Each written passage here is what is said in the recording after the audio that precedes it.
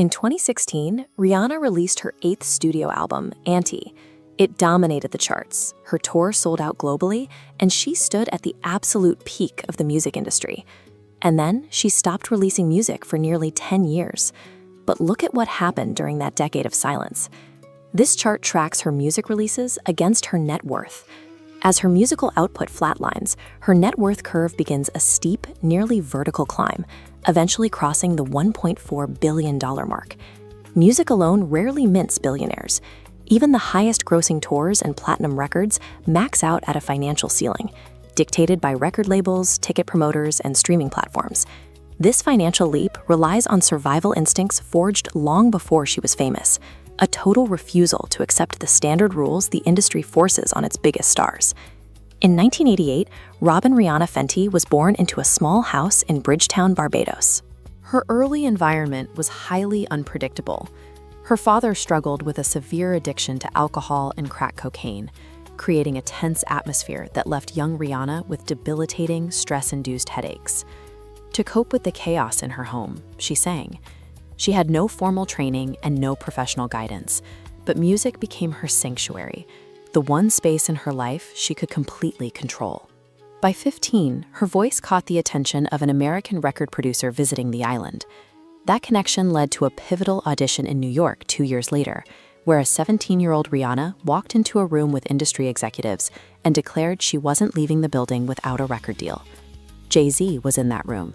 He recognized exactly what he was looking at and made sure she signed a 6-album contract that very night. Over the next 15 years, she built one of the most successful pop careers in history, selling over 250 million records worldwide and collecting 9 Grammy Awards. But climbing to the absolute top of the Billboard charts taught her an uncomfortable truth.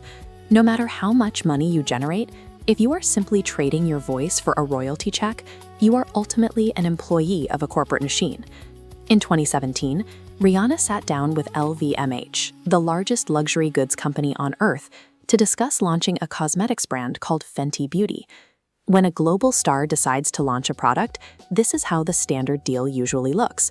A corporation uses the celebrity's name for marketing, keeps the vast majority of the profits, and gives the artist a safe, fixed royalty fee. She rejected the standard royalty model entirely, demanding a 50% ownership stake in the company. By demanding equity, she exposed herself to massive financial risk if the brand failed. But if it succeeded, the ceiling on her potential wealth vanished completely.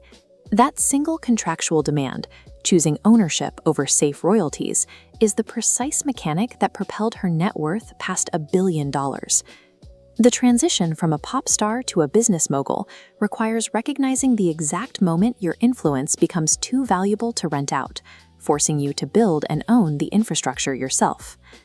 Rihanna didn't slap her name on a generic product line. She identified a massive structural failure in the beauty market.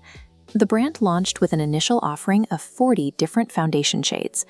For decades, luxury cosmetics brands had largely ignored millions of customers with darker complexions, treating them as an afterthought. Women who had never been able to find their shade at a high-end makeup counter suddenly saw themselves represented. The market responded instantly, generating $550 million in revenue in its very first year. A year later, she took that exact same philosophy into the lingerie market, launching Savage X Fenty in 2018. At a time when the dominant brands in lingerie fiercely protected a singular, highly restrictive standard of attractiveness, Rihanna populated her runway shows with every body type, skin tone, and size.